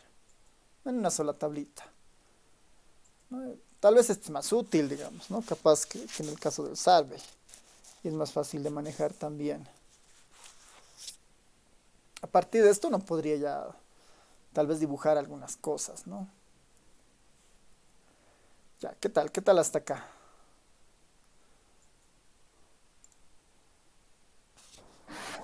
Súper bien, Alvarito. Solo una pregunta, el error estándar en este caso cuando diferencias varias variables, eh, tiene esa misma forma, ¿no? De que es la desviación entre la raíz de n o está afectado por otras cosas como el diseño. No, en este caso sí está afectado por el diseño, ¿no? O sea, normalmente es el error estándar para este dominio en particular, digamos, ¿no? Chuquisaca, urbano, debe estar utilizando justamente, ¿no? La idea de las UPMs que estaban en este lugar, los factores de expansión, la estratificación, solamente para este sector, digamos, ¿no? Por eso muchas veces, si es que yo incorporo alguna variable más acá, cada vez que incorpore, es posible que este ya no pueda calcularse, ¿no? Por un tema de faltas de observación. Gracias. Bien. Ya, súper. Y una de las ventajas, como les decía, es que si esto yo lo compilo finalmente, ¿no? Si esto yo lo compilo, por eso lo bueno de estar en el RMardon ahora, es que, bueno, tal vez demore un poco, ahí lo único es recomendación, todos los install package póngalos como comentarios. Eh, Va a tardar un ¿Se poquito. puede poner al inicio todos los installs, digamos, y después bloquearlos? Sí, sí, sí, de hecho sí. O sea, ¿Por tal dentro vez o por fuera del chunk? de hecho están encadenados, digamos, ¿no? Tal vez lo mejor hubiera sido justo antes de empezar el R Markdown, acá, ay, perdón, a ver, ¿dónde está? Lo voy a detener un ratito. Tal vez acá hubiera sido lo mejor, insertar lo básico, digamos, que hubiera sido borrar la memoria y todas las librerías que utilicemos, digamos. Y los siguientes chunks solamente para hacer ya cálculos, ¿no? Sí, o sea, los chunks finalmente están anidados, digamos, ¿no? Lo que yo define en este chunk de aquí abajo, lo puedo usar también aquí, ¿no? Perdón, lo que yo define en este chunk que está aquí arriba, igual se va a poder utilizar en los chunks de abajo, ¿no? Así que igual esto los podría, digamos, pasar. A ver, voy a voy a copiarme toda esta primera parte, digamos, ¿no? Todo lo que carga la base de datos me voy a copiar aquí arriba en este chunk, digamos, ¿no? Que solamente esté librerías y bases, digamos. Y acá, aquí abajo, según como me toque, puedo introducir los cálculos, ¿no? En este caso lo puedo poner de esa forma y igual va a correr, ¿no? Aquí puedo introducir otro texto y después otro chunk y va a seguir corriendo, va a seguir funcionando sin problemas. A ver que compile, está compilando ahora, ¿no? Normalmente va a tardar así un poco porque yo lo estoy jalando, cada vez que compila, siempre exporta la base de datos de internet, ¿no? Y esto es un poquito lo que está haciendo demorar, ¿no? Ahí tal vez lo más recomendable, si quieren que esto sea un poquito más rápido, pueden cargarlo desde la computadora local, digamos, ¿no? Desde alguna carpeta que ustedes tengan. La única recomendación en ese caso es que eviten cambiar el directorio de trabajo, digamos, ¿no? No usen el ZBWD. Esa es la única recomendación, ¿no? Ya terminó de cargar seguramente. Y aquí les muestro un poco la evolución, digamos, ¿no? Ya ha pasado el chunk 1, que era justamente este primer chunk, ¿no? Ahora se está en el chunk 2. Ya pasó el chunk 2, entonces está en la compilación, ¿no? Aquí me está mostrando, por ejemplo, las salidas del chunk 1. La librería, estos mensajes, y aquí abajo hemos empezado a escribir diseños muestrales en R, el estimador de Horvitz-Thompson, en R, digamos, este histograma. Y está separando, si se notan, las salidas con el bloque del chunk que teníamos, ¿no? Teníamos un histograma ahí, teníamos otro histograma. Aquí está la salida del SVY-min, ¿no? Los coeficientes de variación y todo eso. ¿No? Es esta consulta que hemos hecho con el summary, otro histograma del factor de expansión y nuestras últimas salidas, ¿no? Que están más aquí abajo, ¿no? Que es la última. Es la ventaja del Markdown, digamos, ¿no? Ahora, pues esto se puede nuevamente estilizar realmente así mucho para que sea bien presentable, sea como cualquier artículo de investigación, ¿no? Es un tema simplemente de practicar, ¿no? Podemos decirle que solamente me muestre las salidas y no me muestre los códigos, por ejemplo, ¿no? Podemos hacer que las tablas se ven un poquito más bonitas, digamos, ¿no? Se ven un poco más bonitas y eso, por ejemplo, a ver, tal vez les sirve en algún momento. Esta última tablita, digamos, ¿no? Esta última tablita le voy a llamar acá T2, esta última tabla. Y aquí abajo hay una librería especial para las tablas, cuando utilizamos principalmente en la HTML. En el PDF y en el Word en el Word no sirven tanto, en el PDF todavía funciona relativamente bien, que son las librerías. Se tiene que inicializar la librería esta del Canitro, y acá lo que se hace normalmente es, como está guardado esta tabla en el T2, lo que yo puedo poner acá es el comando cable de T2, ¿no? Esto es útil para mostrar una tabla un poco más bonita, digamos, ¿no? Un poco más presentable. Entonces, para el HTML o para los dashboard o para los shinies que hagan, entonces, la mejor opción es tal vez sacarlos en tipo cable. Hay incluso más, hay otro tipo de tablas igual en HTML que introduce todo un formato para empezar a buscar, digamos, ¿no? Pueden tener una tabla de municipios y uno que pueda ahí poner el nombre del municipio y te va a mostrar ese tipo de tablas, digamos, ¿no? Entonces, ahí hay varias opciones, ¿no? Una de las principales justamente es este cable que saca ya tablas un poco más estilizadas. Funciona súper bien con el LaTeX, por si acaso, ¿no? Ahí puedes sacar tablas muy, muy buenas en el LaTeX con las salidas que quiera, ¿no? Esta es la salida del cable, por ejemplo, esta tabla, ¿no? Que es mucho más presentable que la anterior, digamos, ¿no? Las tablas de salidas del ERE son de este estilo, bueno, de este estilo de acá, digamos, ¿no? Son simplemente como los logs del Stata, digamos, ¿no? Es la salida pegada ahí, ¿no? Entonces, en el caso del cable es así, ¿no? Es una salida, es una tabla mucho más limpia, ¿no? Es una tabla mucho más limpia. Uno en el cable ya si entra y le interesa, puede cambiar los nombres de las variables, puede cambiar el estilo de la tabla para que salga sombreadas o no sombreadas, puede cambiar la orientación de las columnas, ¿no? Más a la derecha, izquierda y todo lo demás. No hemos cambiado aquí absolutamente nada con los decimales, y eso igual se puede hacer con el cable. Y así, ¿no? Esa es una salida que podría funcionarles bien para los dashboards si quieren, ¿no? Nuevamente hay otras también que tiene una salida similar, solo que aquí te saca un menú para que tú puedas poner alguna variable de interés o puedan ordenarse las columnas de mayor a menor según como el usuario que quiera, digamos, ¿no? Eso es bastante común, digamos, o bastante útil en esta parte en todo caso, ¿no? Así que eso todavía es algo que se puede eh, mejorar, ¿no? Ya. Hasta aquí, dudas, preguntas, comentarios.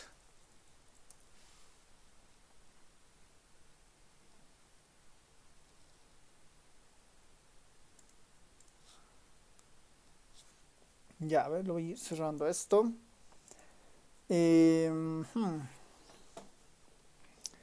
Ya, entonces, si se han dado cuenta, la librería SRBYR es bastante útil para esto del diseño muestral, ¿no? Es bien útil porque simplifica mucho el trabajo, simplifica mucho el trabajo. Y en el fondo lo que bota es una base de datos, ¿no? El T2, en el fondo, el T2, lo que tengo en el T2 es una base de datos, ¿no? Aquí, bueno, aquí ya no lo he hecho correr. El T2 en el fondo es una base de datos, ¿no? Este es el T2. Variable depto, variable área y sus diferentes otras variables, digamos, ¿no? Esta yo lo puedo utilizar eventualmente para algún gráfico, ¿no? Entonces, eso nos da paso a lo siguiente, que deberían ser un poco de esto de los gráficos, ¿no? En la anterior clase habíamos visto algunos gráficos que se podían utilizar. En este caso, tal vez ya vale la pena entrarnos a otros gráficos. Y podemos empezar a ver la librería ggplot, ¿no? Que es una de las librerías más útiles que tiene el R para gráficos. Es una de las librerías más útiles que tiene el R para gráficos y que igual trabaja relativamente bien con la filosofía del dplyr. Entonces vamos a poder eventualmente un poco mezclarlas, digamos, ¿no? Vamos un poco a poder mezclarlas sin mucho problema. Entonces vamos a ver la librería ggplot para esta parte. Voy a hacer algunos comentarios ahí, tal vez vale la pena mientras definir las librerías, ¿no? Si no la tienen, podemos probar primero si la tienen o no, ¿no? La librería es ggplot2, ¿no? ggplot2, si la corren, normalmente viene instalada por defecto, pero si no las tuvieran y no les aparece eso, entonces instálenla nomás. Es un paquete muy útil para que la tengan instalada.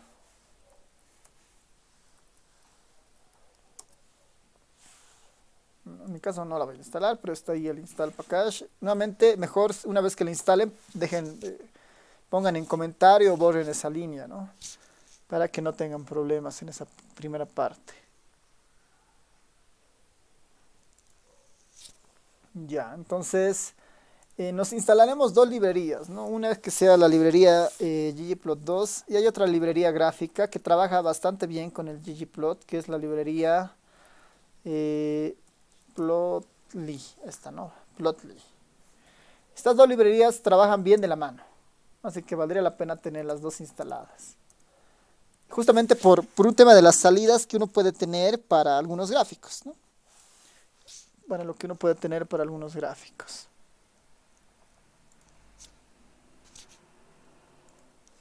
Entonces, a ver, vamos a entrar un poco en la lógica del ggplot, ¿no? Vamos a entrar un poco en la lógica del ggplot. Nuevamente es todo un arte esto de los gráficos. Y a ver, voy a ver si tengo un librito que les voy a tratar de pasar donde a ver si lo encuentro, pero es un libro donde tiene justamente toda la discusión de esta parte de los gráficos, sugerencias de esto del ggplot, un poco entra con la filosofía de esto de los gráficos, qué aspectos deberían considerarse, cuáles son los rasgos que uno debería empezar a prestarles más atención, digamos, al momento que quiere hacer un gráfico para algún tema en particular. particular, bueno, pensando en las variables fundamentalmente, digamos, no sean cualitativas o cuantitativas. Entonces hay un libro bueno ahí, pero no, creo que no lo tengo tan a la mano. Ya, a ver, lo voy a buscar y les voy a comentar de eso, pero el ggplot, a ver, lo voy a hacer mejor aquí abajo. Aquí, tal vez, paralelamente les voy a ir mostrando algunas cosas que se pueden poner dentro de los chunks, digamos, ¿no? Este chunk lo que va a hacer es habilitar las dos librerías que queremos, la ggplot2 y la plotly, ¿no? Bueno, igual, si es que no tienen el plotly, que es un poco más seguro, instálenselo, ¿no? Vayan instalando mientras les voy comentando algunas cosas, ¿no? Si es que no lo tienen, instálenselo. En mi caso no va a ser un problema. El chunk normal empieza como está acá, ¿no? Yo puedo ponerle una coma y se habilitan las opciones dentro del chunk. Hay varias opciones. Entre las principales y las más útiles, digamos, está esta opción del hecho. Yo le voy a poner false, ¿ya? Esto es para decirle al rmarkdown que si queremos que esto se muestre en la consola, este código. Yo prefiero que no se muestre el código, directamente la salida, por ejemplo, ¿no? Ya no se va a mostrar el código, sino solamente las salidas que boten el código, ya sean gráficos, tablas, digamos, ¿no?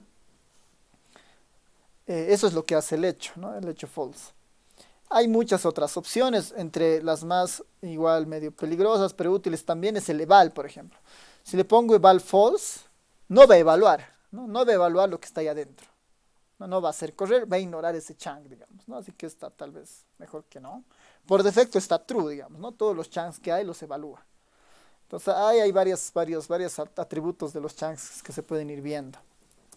Ya, entonces pensando en estos dos, vamos a ver una idea de cómo trabaja la librería ggplot, ¿no? Tiene una filosofía de que cualquier gráfico necesita 3 elementos básicos, dice, ¿no? Cualquier gráfico que uno plantee necesita 3 elementos básicos. 3 elementos básicos. Que en este caso es, la primera son los datos, ¿no? Necesariamente necesitamos los datos en cuanto a una base de datos como tal, ¿no? Una base de donde provenga la información que nosotros queremos utilizar. Eso es como lo primordial, digamos. Eso es lo más, es lo importante, si quieren. Lo segundo es lo que el R le llama, vamos a poner como el R lo llama, que es la aesthetics, ¿no? Creo que sí, está bien. Que es la estética, digamos, ¿no? Es la estética la estética del gráfico. Esto un poco, de alguna manera, está un poco relacionado al eje X, al eje Y, a los colores. Eso, digamos, a veces formas, ¿no? Es más que todo eso, ¿no? Es la definición de la estética o lo que va a contener el gráfico, si quieren, ¿no? Y finalmente lo que el ggplot le llama la geometría. La geometría. La geometría para el ggplot vendría a ser lo que finalmente vamos a elegir como una salida gráfica, digamos, ¿no? Lo que finalmente se dibuja, si quieren, ¿no? Es un histograma, un diagrama de dispersión, un gráfico de barras, un gráfico de curvas, ¿no? Lo que sea, digamos, ¿no? La geometría va a definir esa salida, digamos, ¿no? Datos, aesthetics y geometría. Esa es un poco la idea, ¿no? Esto pueden ser los histogramas, los box plots, los scatters o las salidas, ¿no? Los scatter, etcétera, digamos. Ahí tiene mucha variedad el ggplot. Entonces, a ver, tenemos una T2 que es justamente un resultado del del diseño muestral, ¿no? Vamos a tratar de usar esta eventualmente, la base y también la base de datos, ¿no? Para un poco ir mirando algunas cosas. Entonces ya para entender estos conceptos del ggplot, vámonos a un chunk y empezaremos a introducir estos conceptos, ¿no? El comando obviamente es ggplot, ¿no? El comando para iniciar esto es ggplot. Y lo que empezamos a poner nosotros es los datos, ¿no? Quiero que esto provenga, vamos a utilizar primero la encuesta hogares, ¿no? La encuesta hogares de personas. Y está el primer criterio del ggplot cubierto, que son los datos.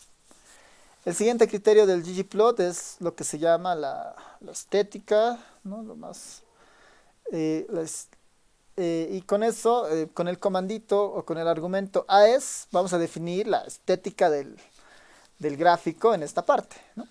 Entonces ponemos los datos, siempre tienen que estar los datos, ¿no? No estamos eligiendo ni una variable, estamos poniendo los datos completos. Y después ponemos la estética y dentro de estos paréntesis vamos a definir un poco la idea, digamos, ¿no? Esto tiene el AES, digamos, el AES que en este caso es la función que estamos habilitando, este AES del ggplot, tiene una infinidad de opciones, ¿no? En el AES uno puede decirle, ¿no? Justamente es un mapeo, si quieren, de la estética que va a tener el gráfico. Lo mínimo es el X y Y, ¿no? Es lo de las coordenadas X y Y. ¿Qué va a significar X y qué es Y, digamos, ¿no? Entre las otras cosas que se pueden ir poniendo, que deberían estar acá, está el tema del color, ¿no? Está el tema del color. Y tienen algunas otras cosas más, que a ver, según nuestras necesidades podemos ir explorando esa parte, ¿no? Pero lo básico es el X y Y, también ahí se puede definir el color, y bueno, algunas otras cosas más, ¿no? Ya digamos, por el momento lo dejamos ahí, para ver un ejemplo simplemente. Veremos inicialmente todo univariado, digamos, ¿no? Lo univariado. Un ejemplo de algo univariado sería, por ejemplo, el ingreso laboral, digamos, ¿no? El YLAB. Ese es mi X, ¿no? Entonces voy a decirle, solamente quiero estudiar por el momento el ingreso laboral. Para esto, ya he definido los dos principios básicos, los datos y el aesthetics, digamos, ¿no? La estética esa. Ya tengo en ahí el ingreso laboral. Acá podría decirle que este es X también, ¿no? X igual a YLAB. Como solo es una variable, no hace falta, digamos, aunque fueran dos, basta con poner YLAB y la siguiente variable, a menos que quiera intercambiar las posiciones, ¿no? Después, siempre que queramos incorporar algo nuevo al gráfico, tenemos que utilizar el más, ¿no? Si lo dejo ahí y le pido algo al ERE, me va a dibujar lo que para nosotros será un plot en blanco, ¿no? Sin nada.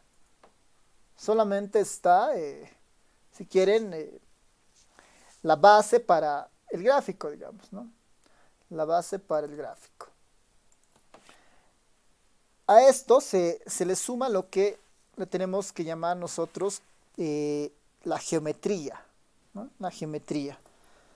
Y para la geometría lo que nosotros utilizamos simplemente es el argumento o el comando geom, ¿no? De geometría.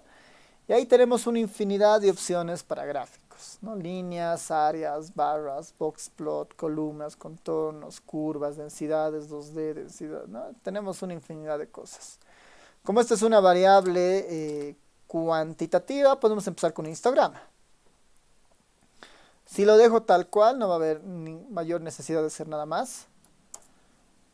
Y está, digamos, ¿no? Ya está graficado nuestro primer histograma utilizando el ggplot. Y está nuestro primer histograma utilizando el ggplot.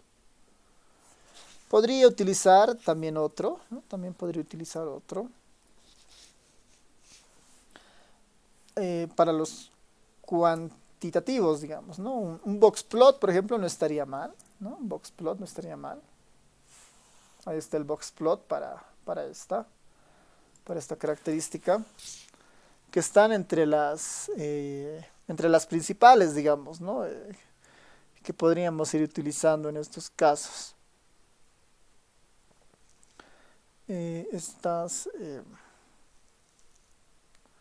estos dos, digamos, ¿no? A ver, hasta ahí, ¿qué tal? Si todo va bien.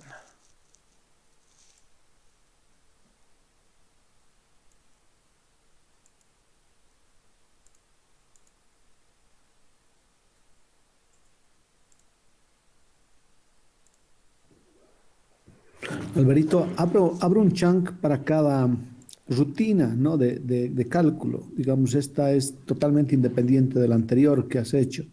Con esos puntos lo has cerrado.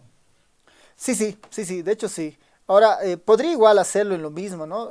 Solo que lo he separado para Mm. introducir esta idea de acá, digamos, como texto. Pero igual podría estar dentro del mismo, ¿no? Lo importante es que esto es como si estuviera encadenado finalmente, digamos, ¿no? Esto está encadenado al anterior y esto al anterior. Perfecto, gracias. Ya, súper, a ver cómo les va.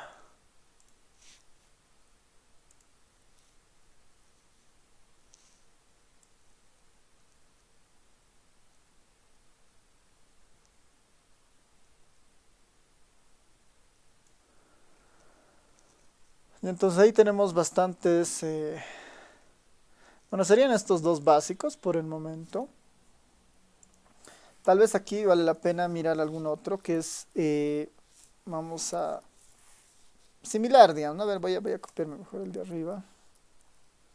Mi tercera salida. Que ya no sea el YLab, sino que sea la variable aStudio, ¿no? Que es una variable un poco más sencilla, digamos. Eh, Como son años de educación, tal vez vale la pena incluso acá ponerlo como un bar plot, ¿no? Como un bar, como un geon bar, ¿no? Un geon bar, un diagrama de barras, ¿no? Entonces me va a salir un diagrama por cada año de estos ciclos, ¿no? De años de educación, ¿no? Ahí tengo estas salidas. Eh, Esto en el fondo es en el eje de las X, la variable, y en el eje de las Y es la altura, ¿no ven? Esto es completamente muestral, ¿no? Esto es completamente muestral, ¿no? Hay casi 6.000 casos en la muestra donde dicen que tienen 13 años de educación, seguramente, ¿no? Es 10, 11, o 12 años de educación, perdón, ¿no? Que es secundaria completa. Una de las ventajas, tal vez en esto del ggplot, para los gráficos, es que tiene incorporado la opción de que podamos incorporar los factores de expansión, ¿no? Sí, si estamos trabajando sobre la base de datos como tal, ¿no? En este caso la de H19P, ¿no? Como estoy trabajando sobre esa base de datos y estas alturas son estimaciones básicamente, lo único que necesito en el fondo son el factor de expansión. Y dentro del iEstix, ¿no? Dentro de esto del AES, de la estética del ggplot, le pongo factor. Hay factores de expansión y el factor se llama, o el weight se llama en este caso factor. Esto va a hacer que ya se contabilice esto utilizando el factor de expansión, ¿no? O sea, ya se calcule utilizando el factor de expansión, que en este caso tenemos casi 1,5 millones de personas, ¿no? Tenemos casi 1,5 millones de personas, o más de 1,5 millones de personas con educación secundaria completa, ¿no? Entonces, esto del weights aquí es bastante útil en el caso del ggplots, ¿no? Aspecto que no tienen algunas otras estructuras, ¿no? Ahí tal vez del SVY, digamos, a este le podría competir en algún caso el SVY East, digamos, ¿no? En algún caso, ¿no? Que es el histograma con factores de expansión, digamos, ¿no? Podría competirle por ahí, digamos, ¿no? Ahora, lo bueno del ggplot en este caso, a ver, les dejo ahí esto con factores de expansión. Otra variación del mismo gráfico sería que aquí mismo, aquí adentro, le puedo decir, ya, utilizar la encuesta hogares 19P, operador pipe, le digo que hagas un filtro, ¿no? Quiero que filtres a los de la variable S02A 0,3 que sean mayores o iguales a 15 años, ¿no? Entonces va a ser un gráfico, va a ser un histograma de los años de educación de las personas de 15 años o más, considerando el factor de expansión, ¿no? Considerando el factor de expansión. Entonces ahí ya tenemos esa variable más, digamos, ¿no?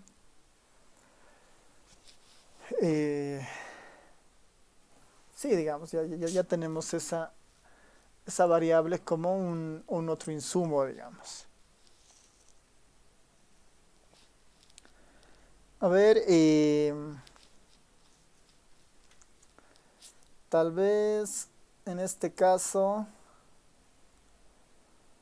sea útil, bueno, a ver, tal vez hasta acá.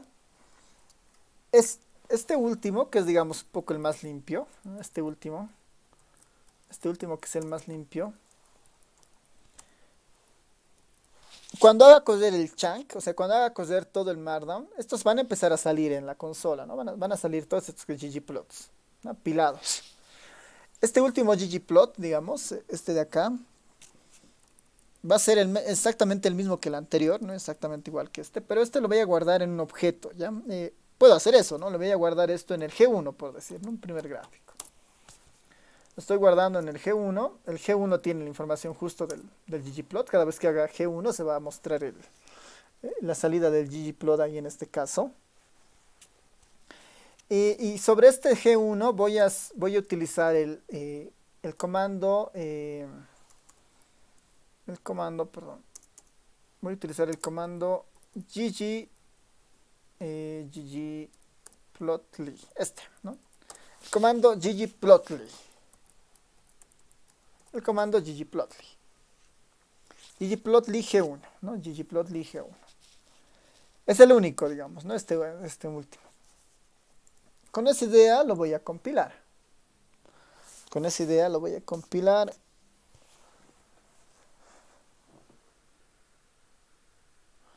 Esperemos a ver ahí que salga, que funcione.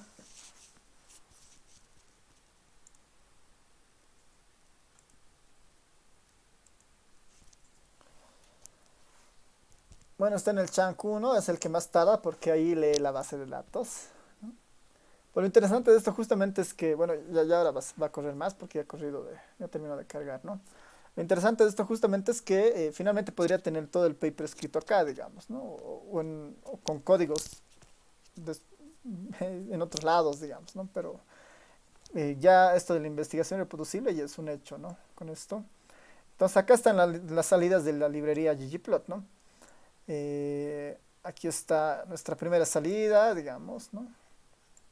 Nuestro boxplot, nuestra tablita nuestro diagrama de barras sin factor de expansión, nuestro diagrama de barras con factor de expansión, nuestro diagrama de barras controlando el filtro de personas de 15 años o más. Y este es el interesante, digamos. Ahora, el ggplot por defecto generan estos gráficos que son estáticos, ¿no? En el fondo, ¿no? Son gráficos estáticos. Pero una de las características de Plotly es que generan este tipo de gráficos. Este gráfico ya no es estático. Si se dan cuenta, si me paro en una de las barras, aparece la información, ¿no? Esta barra exactamente tiene 1.656.666 personas, ¿no? De 12 años de educación. Esta otra barra tenemos 17 años de educación, licenciatura, un estimado de casi 1.938.000, digamos, ¿no? Con maestría tenemos 55.000 y con doctorado, capaz que sea esta, tenemos ahí, digamos, ¿no? 7.500 personas, ¿no? Con 22 años de educación. Puedo entrar y hacerle suma acá, por ejemplo, ¿no? Puedo hacerle suma aquí, digamos, ¿no? Y un poco moverme. O puedo restablecer esto, ¿no? Voy a restablecer el gráfico acá. No, ya puedo desplazarme de alguna manera en este gráfico, ¿no? Esa es la ventaja del Plotly, ¿no? Es que cualquier ggplot, casi cualquier ggplot, lo vuelve, o sea, incorpora esta característica de poder navegar. Obviamente esto funciona bien con HTML, ¿no? Con las salidas HTML. Esto en un PDF va a salir cualquier cosa. O sea, va a salir un gráfico estático, o en un Word también, ¿no? En un Word también va a salir un gráfico estático. Pero en un HTML, digamos que es normalmente donde pensamos distribuir tal vez algunas cosas, salen estos gráficos dinámicos, ¿no? Salen estos gráficos dinámicos. Ya con otros colores, con otras cosas, esto se puede estilizar mejor, digamos, ¿no? Trabajando en el título, trabajando en los ejes, ¿no? Ya se puede un poco ir viendo algunas cosas acá mejor. La mayoría de los gráficos en ggplot se les puede pasar a un plotly, ¿no? Hay algunos casos excepcionales, digamos, ¿no? Que igual habría que mirar, digamos, ¿no? Yo casi, por lo menos con casi todos los gráficos que he generado, casi todos se pueden pasar a un plotly. Hay algunos, ¿no? Alguna vez haciendo por clases, tal vez ahí me salía algún error alguna vez, pero creo que casi la mayoría se puede pasar a un plotly. Y el procedimiento es así de sencillo, ¿no? Es una vez que uno genera el gráfico en ggplot, lo guarda en algún objeto y ese objeto lo manda al plotly, ¿no? ggplotly, y el plotly se encarga de volverlo en dinámico. Acá igual podría ser correr en la consola, ¿no? Guardo el G1, hago el ggplotly y acá me va a mostrar la salida interactiva, digamos, ¿no? Aquí me puedo mover y todo lo demás, ¿no? Entonces, esa es una opción justamente de esta librería de la librería del ggplotly, ¿no? Tal vez que valdría la pena que vayan viendo igual inicialmente. Hay otras librerías que te permiten animar, por ejemplo, ¿no? Si tienes una serie de tiempo, se mueve, ¿no? Ahora, esas en el fondo tienen sus grados de complejidad cuando uno lo quiere guardar en Markdown. Entonces, a veces es mejor guardarlo como un GIF y se va a reproducir, digamos, ¿no? Entonces ahí hay que balancear entre lo que se puede hacer, ¿no? Tal vez en Shiny es mejor ahí, digamos, ¿no? En Shiny te va a introducir un botón de play ahí y uno puede ponerle ahí el play y se puede interactuar y a la vez se va a mover, digamos, ¿no? Entonces ahí es cuestión de un poco mirar lo que podríamos ir utilizando, ¿no? Así que no sé si hasta acá tienen alguna duda o pregunta y si no podemos eh, profundizar esto del ggplot con el diseño muestral y todo esto para las siguientes clases, ¿no? Para la clase del jueves. Y el sábado yo creo que sería nuestra última clase pensando en cubrir algunos temas más, ¿no? Que nos están quedando pendientes. Del ggplot nos falta ver algunas otras cosas adicionales, digamos, que tampoco son tan diferentes a lo que hemos visto, ¿no? Vamos a ver opciones de ver por diferentes dominios o otros gráficos cuando introducimos una o dos variables. Tal vez lo más interesante es que hay algunas funciones en especial, por ejemplo, ¿no? Hay una función en especial que es, por ejemplo, geom esorbar, por ejemplo, ¿no? Si tenemos los límites inferiores y superiores para que esto lo incorpore dentro de una estimación, digamos, ¿no? Que sería lo interesante de este esorbar, por ejemplo. Vamos a ver cosas como esas y eso, ¿no? ¿Qué dice? Perfecto, súper. Ya, entonces, ¿hay preguntas, dudas, comentarios de esta parte? Si no, entonces podemos terminar acá también. Alvarito, tal vez solo una cosa, sería ideal que podamos ver la siguiente sección un poco del plotly puro, sin el ggplotly. Pasa que estamos utilizando eso en el dashboard y sería interesante que podamos estar todos igual medio entendidos en esa materia. Ya, ya, puede ser, digamos, podemos verlo desde el ggplotly puro, pero no sé cuán útil es, porque el ggplot en realidad es mucho más sencillo de encapsular, mientras en el plotly hay que empezar a poner sus cosas, digamos, pero depende, digamos, si es poco complicado un ggplot después ponerle ggplotly, podemos verlo también. Claro, pasa un poquito de que cuánta interactividad puedes tener con la gráfica difiere un poquito del ggplotly al plotly puro, ¿no? Y por lo menos en el dashboard macro estamos utilizando eso y nos ayudaría un montón. Tal vez te puedo pasar los links de los dashboards y capaz nos puedes dar un par de tips sobre eso. Ya, ya, si me mandan más o menos así, cuál es el gráfico que están pensando y qué quisieran que haga, tal vez sobre eso se pueda ver, digamos, porque sí, digamos, o sea, el ggplot es bastante versátil, digamos, y casi cualquier ggplot se puede volver un plotly, pero tal vez hay alguna cosa en particular que quieran en el plotly, se puede trabajar, digamos, ¿no? Ya, perfecto. Ya, si me mandan eso, lo puedo un poco revisar y ahí sobre eso les doy algún comentario. Porque sí, digamos, hay opciones mejores por si acaso que el ggplot, digamos, pero lo bueno de este es que trabaja con el o sea, que trabaja bien con el ggplot y el ggplot tiene estas opciones de factores de expansión, por ejemplo, ¿no? Entonces ahí habría que igual darle miradas. Pero mándenme y sobre eso les comento. Sí, porfa, porque un poco la idea de lo que estamos haciendo es intentar aproximarnos lo más que se pueda a estas cosas que se hacen con Java. Entonces, bueno, si logramos aproximarnos, mejor. Ya, ya, pues mándenme para ver qué tal. Dale, Lorito, mil gracias. Dale. Listo, entonces lo dejaremos acá, ¿sí? ¿O alguien más tiene alguna sugerencia tal vez? Está muy bien, Alvarito. Gracias, más bien. Ya, súper. Entonces espero eso y nos vemos el día jueves está bien, ¿no? En el mismo horario, todos, ¿sí? A las 6 o tal vez están con algunas cosas y lo podemos pasar tal vez más tarde o para mí está bien por si acaso, así que depende de ustedes. Sí. Está bien, porque es feriado y bueno, Estamos en quizás incluso cuarentena. media hora antes podríamos hacerlo, si no tienes problema. Ah, ya, súper. Les voy a entonces preguntar al Telegram para ver qué tal. ¿Ya? Ya, Entonces nos vemos el día jueves y si no, al mismo horario, si no media hora antes, les escribo ahí. sí, dependiendo, pero tú preguntales. Ya, Si no, mantenemos, pues sí, ya, gracias. súper. Dale, nos vemos Dale, chao. entonces. Igual voy a ir subiendo los videos y el código de la clase. Nos Sí, por vemos. favor, gracias. Chao, Listo. chao. Chao, chao a todos. Nos vemos. Chao, chao. Chao.